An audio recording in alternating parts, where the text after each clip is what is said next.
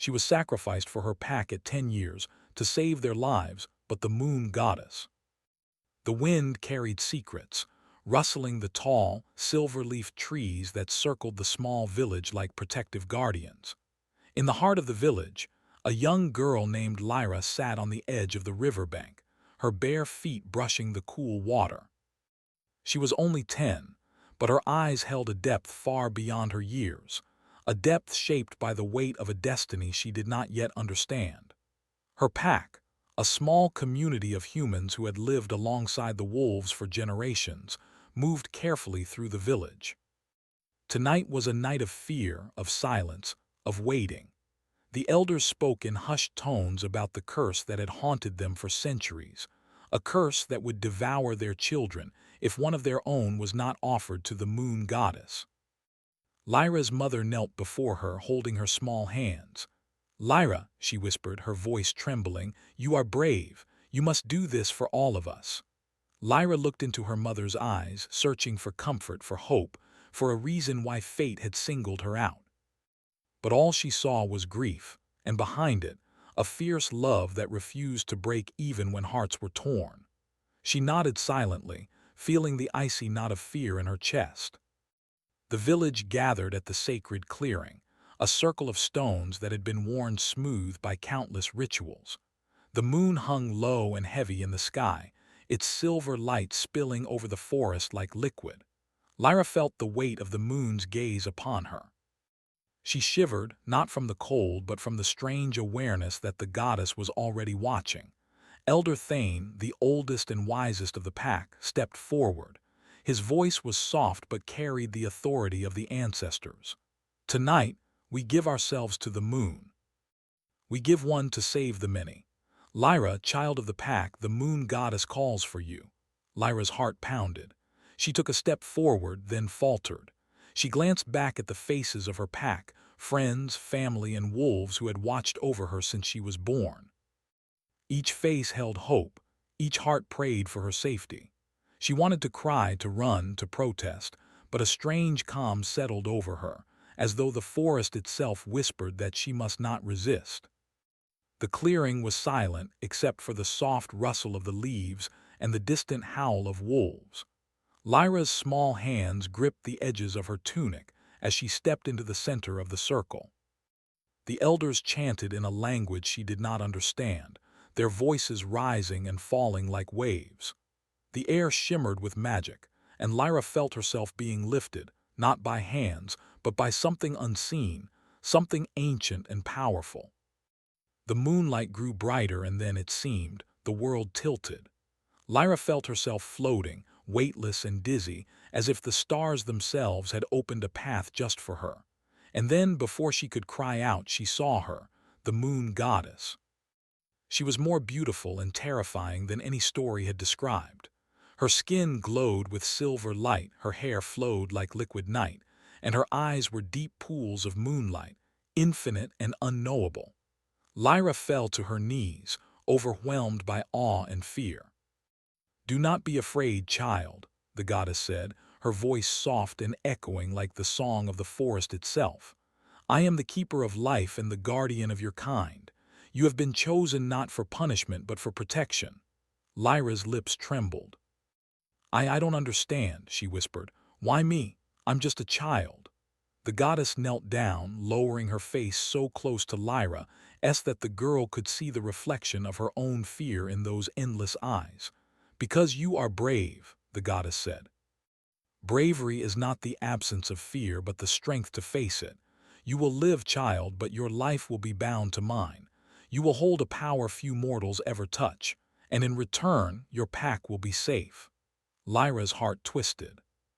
She wanted to feel relief, but instead she felt a strange tug at her soul, a mixture of wonder and sorrow. She was alive, but at what cost? She would never again run freely with her pack, never again touch the earth of her home without feeling the pull of the goddess. Can I see them again?" she asked, her voice barely above a whisper. The goddess smiled, a sad, gentle curve of her lips. "In time. But for now, your path is mine to guide. You will learn, you will grow, and you will see the threads of fate that bind us all."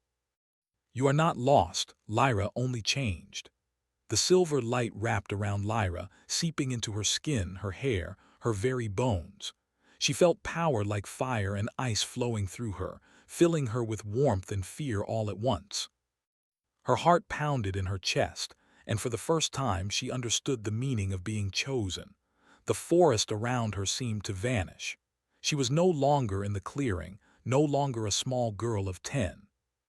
She was somewhere between the earth and the sky, suspended in moonlight, feeling both mortal and immortal at once. Shadows whispered to her, calling her name. Wolves appeared, their eyes glowing softly, circling her as if recognizing her as one of their own. Lyra reached out and a silver wolf stepped forward, nuzzling her hand. A warmth spread through her, a connection she had never felt before. The goddess's power flowed through her, linking her to the creatures of the night, binding her to the world in a way that was beautiful and terrifying. "You will not walk alone," the goddess said, "but you will walk differently. You will learn the ways of the moon, the secrets of shadows, and the strength that lies in both light and darkness. You will see love, loss, and the choices that shape destiny itself." Lyra's eyes filled with tears. "I don't want to be alone," she whispered. "I just want to be with them, my pack." The goddess's expression softened. "And one day you will, but first you must become what you were meant to be. Only then can you return, and only then will your love be strong enough to face the darkness." A sudden wind swept through the moonlit space, and Lyra felt herself pulled downward, toward the world she had known. She wanted to scream, to cling to the moonlight that had become part of her, but she could not. The goddess's voice followed her, soft as a sigh. "Do not fear, child. Your path is only beginning." The next moment she was back in the village clearing, but everything was changed. The fire in the center of the circle burned higher than before, shadows danced unnaturally, and the villagers knelt, trembling in awe. They had seen her return, not as the small child they had sent, but as something touched by the divine. Lyra looked at her pack, at the faces she loved so dearly, and her chest tightened. She wanted to run to them, to hold them, but the pull of the moonlight, the bond with the goddess, made her pause. She could feel the power inside her, humming and alive, and she knew that she had changed forever. That night, as the village slept under the silver glow of the moon, Lyra wandered to the edge of the forest. The wolves approached, their eyes reflecting the moonlight. She reached out, and for a moment she felt a spark of connection to her old life, the warmth of her pack, the safety of home, the laughter of her friends. But the goddess's voice whispered in her mind, soft and commanding, "Do not forget who you are now. The world is larger than you know. Your path is mine, but your heart will guide you." Lyra swallowed, feeling both fear and hope. She knew that the journey ahead would be long and lonely, filled with lessons she could not yet understand. But somewhere deep inside, a small flame of courage burned. She had survived the sacrifice, and she would find her way, one step at a time. As she gazed at the distant village, she saw a faint shadow move among the trees. Her heart leapt. Was it one of her pack or something else? She could not tell, but the stir of longing, of love and loss, filled her entirely. The night held secrets, and Lyra knew that her life had become a story far larger than she had ever imagined. And in the distance, the moon glowed brighter, almost as if it were smiling at her. Her journey had begun, but the true test of courage, love, and destiny was yet to come. Lyra opened her eyes to a world she had never seen before. The forest clearing, the village, even the pack she had loved, all of it was gone. In its place stood a palace of moonlight, a place where shadows danced like living things and the air shimmered with silver energy. The ground beneath her feet was smooth, like glass reflecting the stars above, yet solid enough to hold her weight. The moon goddess appeared again, descending from the sky like a ripple of silver mist. Her presence was both frightening and comforting. Lyra bowed instinctively, unsure of what to say or how to feel. "You have returned," the goddess said softly. "But now you are not a child of the village alone. You are a child of the moon, bound to its light and its shadows. Here, you will learn what it means to carry power, responsibility, and destiny." Lyra's heart thudded. I don't understand. What do you want me to do?" "To live and to grow," the goddess said. "To see what mortals cannot, to hear what mortals cannot. You are my apprentice, Lyra, and soon you will meet one who shares your fate in ways you cannot yet imagine." Before Lyra could ask more, a figure stepped from the shadows. At first, he looked like a boy about her age, but there was something different about him. His eyes glowed faintly gold, and his movements were strange, elegant, yet unnatural. He had the strength of a man, but the stance of a creature who could run faster than any wolf. "You are Kale," the goddess said, her voice echoing through the palace. "Prince of a kingdom that has suffered a curse. You and Lyra are bound whether you like it or not. Learn from each other, grow with each other, or be destroyed." Kale's gaze met Lyra's. There was curiosity, suspicion, and something unspoken, a shared understanding of loss. Neither of them smiled. Both knew that the world had changed for them, and neither was yet ready to trust. "Why am I here?" Kale demanded. "I was sent away from my kingdom. I was cursed, and now what? You say I'm bound to her, to you?" He glared at Lyra, but there was no anger, only confusion and longing for answers. The moon goddess's eyes glowed brighter. "You will learn in time, Kale, but your paths are intertwined. Only together can you face what is coming." Lyra swallowed hard, feeling a strange pull toward him. He was unlike anyone she had met. He carried danger and courage in equal measure, and yet there was vulnerability in his eyes, an echo of her own loneliness. For days, they were taught the ways of the moonlit palace. Lyra learned to speak to shadows, to shape silver light, and to hear the whispers of wolves far from the mortal world. Kale learned to control the wolf within himself, to resist the primal urges of his curse, and to trust in another when his instincts screamed otherwise. Their lessons were difficult, filled with trial and failure. At first, they worked separately, guarded and wary. Kale bristled at the power Lyra wielded, and Lyra bristled at the way Kale seemed to resist the palace's magic. Yet slowly, necessity forced cooperation. One evening, under a sky painted with 1,000 stars, Lyra and Kale were sent to confront a rogue spirit, a creature born of moonlight and shadow that had broken free from the palace's wards. It moved like smoke, twisting and writhing, and it sought to consume all light in its path. "You go first," Kale said, his voice steady but strained. "No, you do," Lyra replied, her silver glow brightening with tension. They circled the spirit, unsure, testing each other. The creature struck with speed neither could match alone. Lyra's hands shimmered with silver light, but the spirit dodged effortlessly. Kale lunged, claws of shadow forming at his fingertips, yet the spirit avoided him too. For a moment, fear gripped them both. The spirit's laughter echoed like shards of glass. Then, almost instinctively, they moved together, Lyra weaving light, Kale striking with shadow. Their attacks combined, forming patterns neither had practiced. The spirit faltered.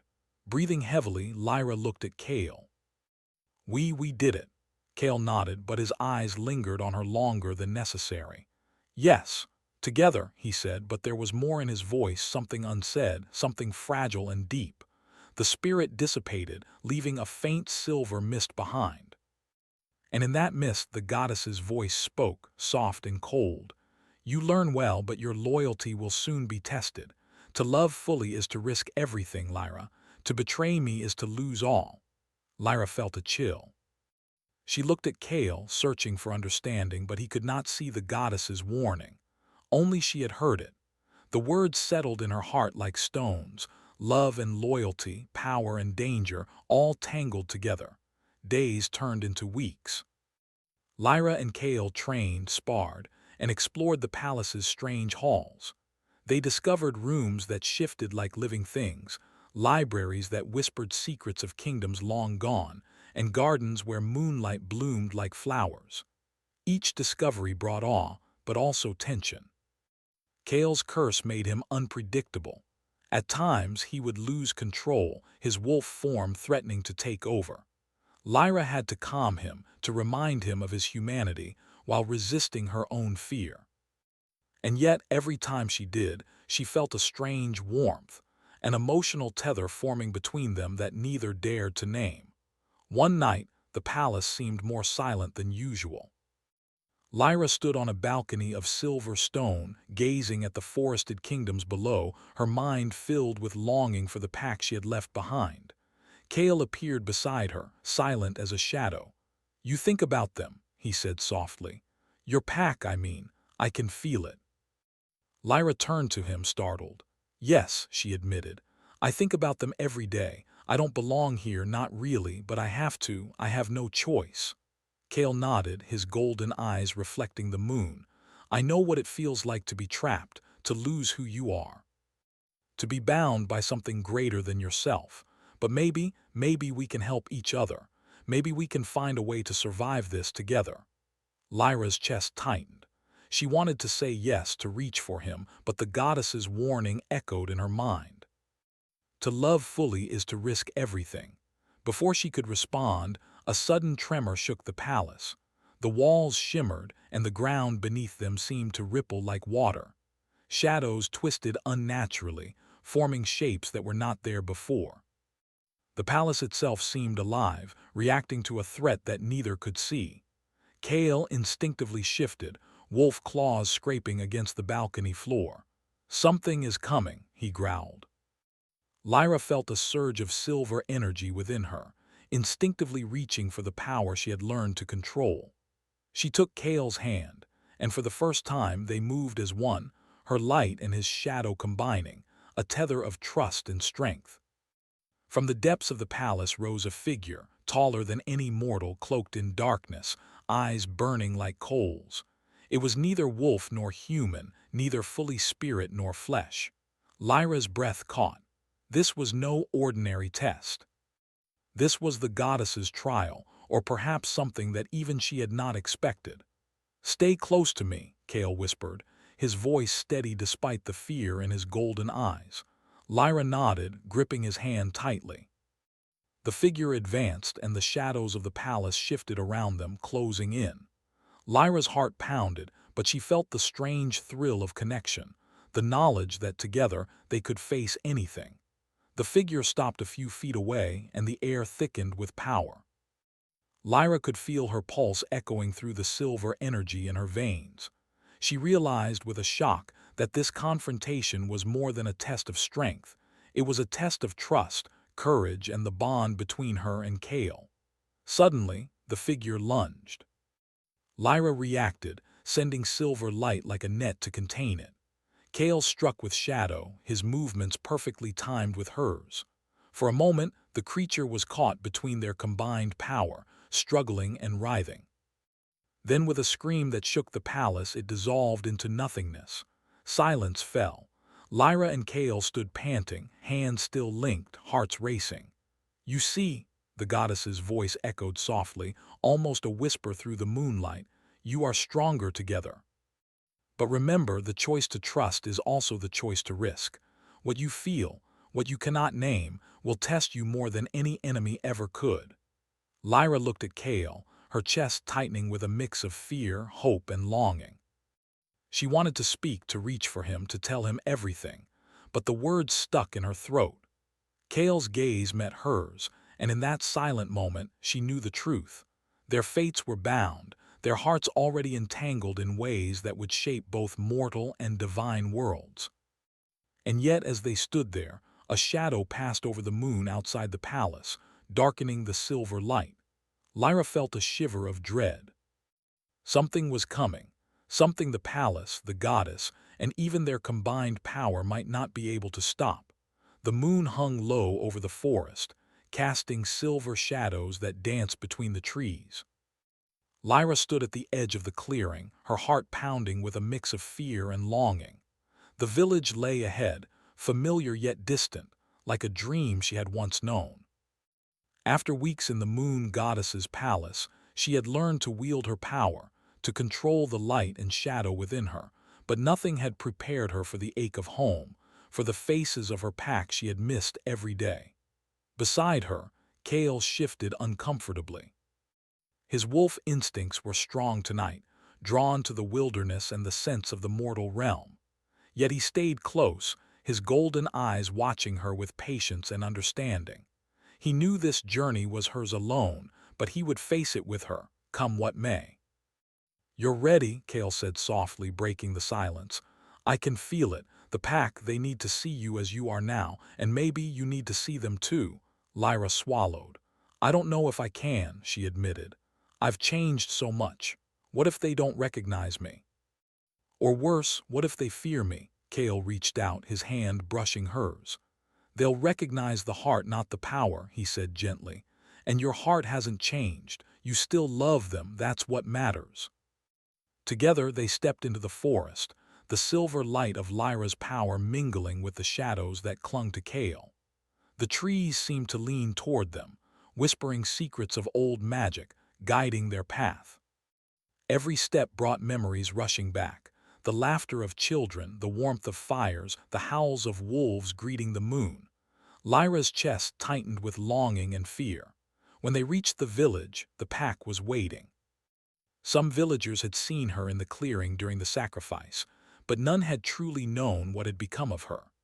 Their eyes widened at the sight of Lyra, no longer a small girl, but a figure glowing with silver light, moving with grace and power that was almost unnatural. "Lyra," her mother's voice broke, trembling with emotion. She stepped forward but stopped short, unsure if her daughter was truly the same child she had sent to the goddess.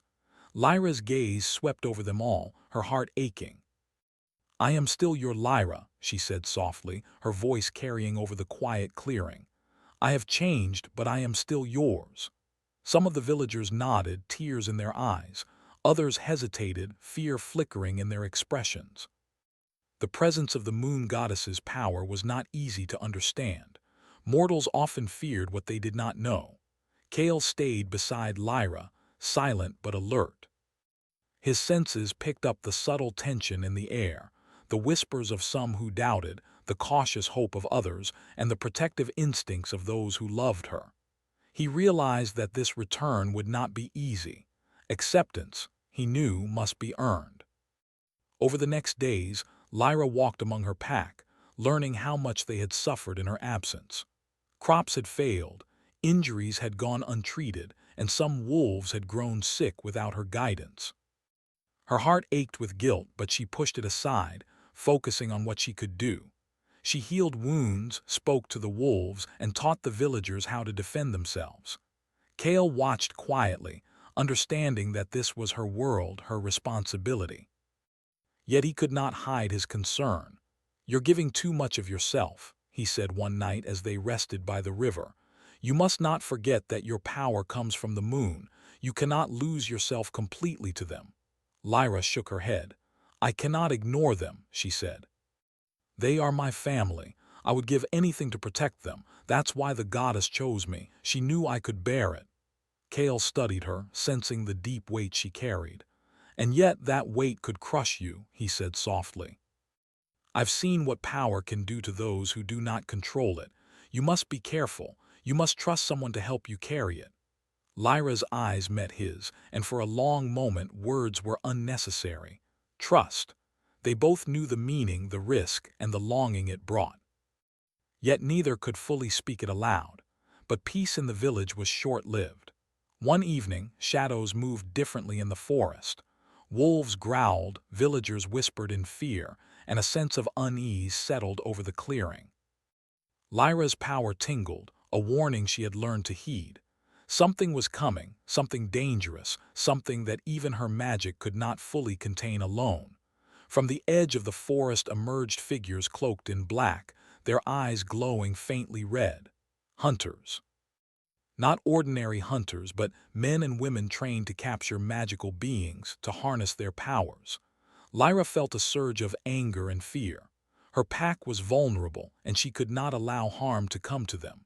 Kale shifted beside her, his wolf instincts fully alert. "They've come for you," he said quietly. "For your power. We must protect the pack." Lyra nodded, summoning silver light that danced along her fingers, illuminating the clearing. Wolves emerged from the shadows, circling the hunters with teeth bared. Villagers armed themselves with whatever they could find, standing behind Lyra and Kale. The hunters advanced, but Lyra did not falter. Her hands moved in patterns she had not yet fully mastered, weaving light and shadow into barriers and weapons. Kale fought beside her, his claws and strength enhanced by his curse, striking with precision and coordination. Together they became an unstoppable force, a partnership born of trust and necessity. The battle was fierce but brief. The hunters had underestimated the bond between Lyra and Kale, the strength of her moonlight and the loyalty of her pack. One by one the hunters fell back, retreating into the forest, defeated but alive. When the dust settled, the village was shaken but unharmed. Lyra stood with Kale, chest heaving, sweat mixing with tears of relief. The villagers approached cautiously, awe and gratitude in their eyes. "You saved us," her mother whispered, holding her daughter close. "We were so afraid we had lost you forever." Lyra hugged her tightly. "I am here now. I will never leave you again," she promised, though a part of her knew that the goddess's pull would always be present, a reminder of the power that lived within her. That night, as the village slept under the silver moon, Lyra and Kale sat by the river, the water reflecting the stars above. For the first time, they allowed themselves to speak freely. "You were amazing today," Kale said quietly. "The way you controlled your power, it's incredible." Lyra smiled faintly. "I had to, for them, for you too." Kale's gaze softened. "I trust you," he said simply, "more than anyone else. That is, something I have not felt in a long time." Lyra's heart stirred, a warmth she had not expected. "I trust you too," she admitted. "You understand me in ways no one else does, and I am glad you are here." For a moment they sat in silence, the only sounds the gentle lapping of the river and the rustle of the trees. It was a rare peace, a brief reprieve from the trials they had faced and the dangers yet to come. But peace is always fragile. As the moon rose higher, Lyra felt a cold presence watching her, a weight that made her skin prickle. She turned, but the shadows were empty. Yet the feeling remained, a promise of trouble, a reminder that the goddess's influence and the threats of the world were never far away. Kale noticed her unease. "What is it?" he asked. Lyra shook her head. "I don't know," she said, "but something is coming. Something that will test us more than the hunters ever could. I can feel it in my bones." The wind shifted, carrying whispers that seemed to speak directly to her heart. The silver light within her flared, reacting to the unseen danger. Lyra knew that she could not ignore it. Whatever was coming, it would challenge her, Kale, and the pack in ways they could not yet imagine. She stood, determination settling in her chest. "We cannot wait," she said. "We must prepare, for them, for the pack, and for ourselves." Kale nodded, his wolf form shifting subtly, ears twitching. "I will stand with you," he said. "Always." Lyra's heart ached with both longing and hope. They were no longer children. They were warriors bonded by fate and choice, ready to face the darkness together. But as they looked out into the forest, a shadow moved beyond the trees, larger than any wolf, darker than any night. Lyra's chest tightened. She knew, with a certainty that made her shiver, that the true test of courage, love, and loyalty was about to begin. And in the quiet of the moonlit night, she realized that nothing in her world would ever be the same again. The forest was silent, but the air vibrated with a power unseen. Lyra stood at the edge of the clearing, her silver light bright against the shadowed trees. Kale was beside her, golden eyes alert, claws partially extended, body tense like a coiled spring. Together they had faced hunters, rogue spirits, and the trials of the moon goddess. But now something greater approached. A cold wind swept through the trees, carrying a darkness that seemed alive. Shadows twisted unnaturally, forming shapes taller than any man, more threatening than any beast. Lyra felt the pull in her chest, the moon goddess's presence, distant but commanding. She was watching, testing, waiting. "This is it," Kale said quietly. "Whatever comes next, we face it together." Lyra nodded, drawing in a deep breath. "We have to, for the pack, for each other, for the world." The darkness advanced. From it emerged a figure taller than the tallest man, cloaked in black shadows, eyes burning with an unnatural red glow. It moved like smoke, its form shifting, both wolf and man, spirit and shadow. Lyra's heart quickened. This was no ordinary enemy. This was a force tied to both her power and Kale's curse, a test of everything they had learned. Kale stepped in front of her. "Stay close," he said. His voice was calm, but his body was ready to strike. Lyra nodded, her silver light rising like a tide. The figure moved closer, voice like thunder. "You think your light and shadow can stop me?" it boomed. "You are mortals playing with powers beyond your understanding." Lyra felt the fear, but also something else, a surge of courage. She remembered the goddess's words, the sacrifices she had made, the bond she shared with Kale, and the pack waiting for her in the village. She raised her hands, letting silver light swirl around them, flowing into Kale's shadow as he mirrored her movements. Together they became a single force, blending light and dark, mortal and magic. The figure attacked, moving faster than either could anticipate. Lyra dodged, sending a wave of silver light that collided with the shadow. Kale struck from the side, claws of shadow cutting through the twisting darkness. For a moment the figure faltered, but then it laughed, a sound that shook the trees and made the ground tremble. "You are strong together," it said. "But love and loyalty will not save you from what is coming." Lyra's heart ached at those words. She thought of her pack, of the village, of her mother's face, and of Kale's steadfast presence. She would not let fear or doubt control her. She drew deeper from the moon goddess's power, feeling the silver energy flow through her veins, connecting her to every wolf, every shadow, every whispered secret of the forest. Kale felt it too, the bond between them, stronger than magic alone. His wolf instincts roared, his human mind focused. He leaped, striking the shadow figure from behind while Lyra sent a net of silver light to bind it. Together, they forced the figure back, inch by inch. The battle raged, neither side yielding. Trees bent, shadows twisted, and the ground beneath them glimmered with silver sparks. Lyra's arms ached, her power pushed to its limits, but she refused to stop. She would not fail, not now, not after all she had endured. Then the figure paused and its red eyes locked onto her. "You are more than I expected," it hissed. "Mortals and magic intertwined, dangerous." Lyra's silver light flared brighter, illuminating the darkness around them. "I am not alone," she said firmly, "and you will not harm those I love." Kale struck again, claws sinking into the shadow. The figure let out a scream that echoed through the forest. Then Lyra felt something inside her shift, a calm clarity, a knowing. The moon goddess's presence was there, yes, but no longer commanding her. The choice was hers. She reached deep, not to destroy, but to transform the darkness. "Enough!" she cried. Her silver light expanded, enveloping the shadow figure. She could see it now, not an enemy, but a fragment of fear and pain, a creature born of broken trust and anger. With a wave of her hand, she allowed her light to touch it, to heal it, to show it what could be. The figure convulsed, its form twisting, shrinking, and then dissolving into a mist that scattered harmlessly into the trees. The forest stilled, the tension easing, and the wind softened. Lyra sank to her knees, exhausted but triumphant. Kale knelt beside her, breathing heavily, golden eyes softening.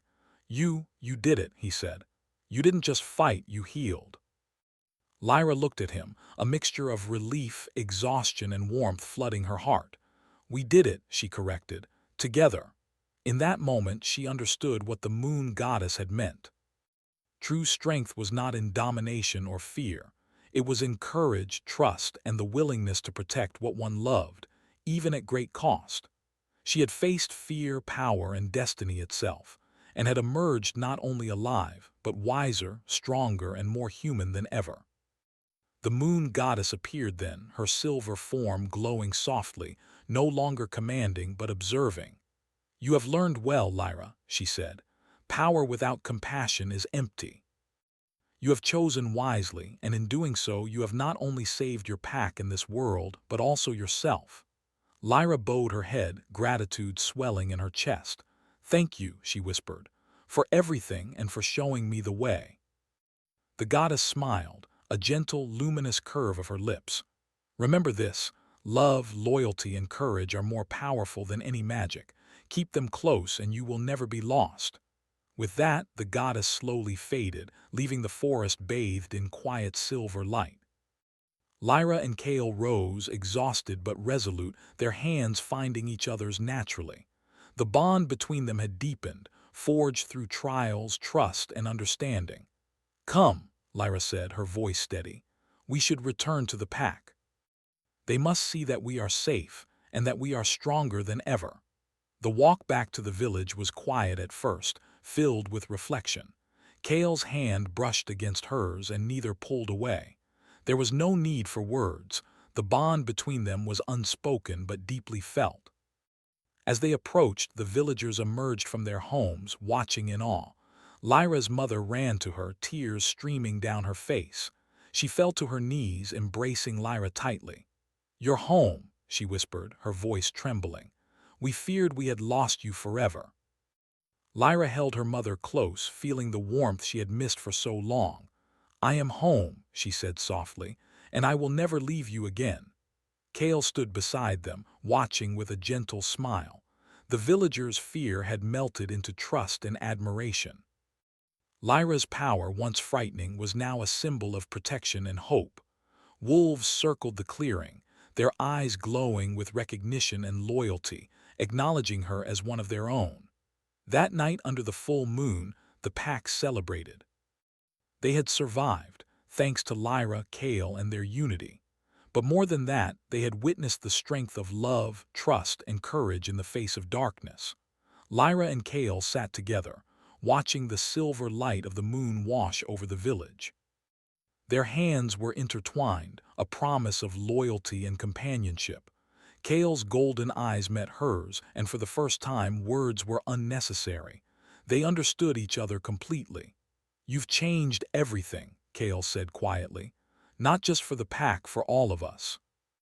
Lyra nodded, a small smile on her lips. "And we'll face whatever comes next together." The forest was calm, the shadows soft, and the moon glowed with quiet blessing.